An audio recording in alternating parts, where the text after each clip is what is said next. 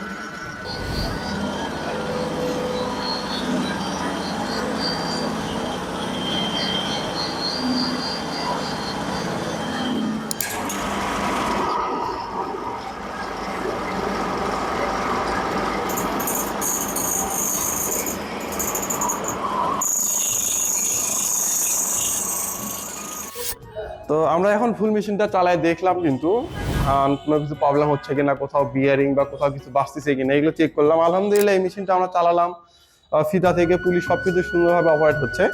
তো এই মেশিনটা আমাদের আজকে ডেলিভারি হচ্ছে হচ্ছে কুমিল্লাতে। তো আসলে কুমিল্লাতে থেকে ভাই কিন্তু আমাদেরকে অর্ডারটা কনফার্ম করছে, করার পরে কিন্তু আমরা এখান থেকে পাঠিয়ে দিচ্ছি। তো উনি যখন কুরিয়ারে মালটা যাবে উনি দেখে চালাতে তো পারবেন, আমরা এখান থেকে চালাই দেখাই দিলাম, উনি জাস্টলি নিয়ে যাবে এবং লাইনের ওয়ারিংটা করে কিন্তু উনি এখন ইউজ করতে পারবে। আমরা এখানে তিনটা মেশিনই তিনটা মাথা আমরা এক এক পর একটা চালু করে আমাদের সামনে দেখলাম যে আসলে কিরকম চলে। তো বুঝতেই পারতেছেন যে আসলে আমরা মেশিনটার প্রতি কতটা মানে এফোর্ট দেই যে আসলে আপনারা যে জিনিসটা পাচ্ছেন যাতে ভালো জিনিসটা পান এবং ভালোভাবে জিনিসটা অপারেট করতে পারেন, সেই জিনিসটা আমরা সবসময় চেষ্টা করি যে এই দিকটা যাতে আপনারা স্যাটিসফাইড থাকেন।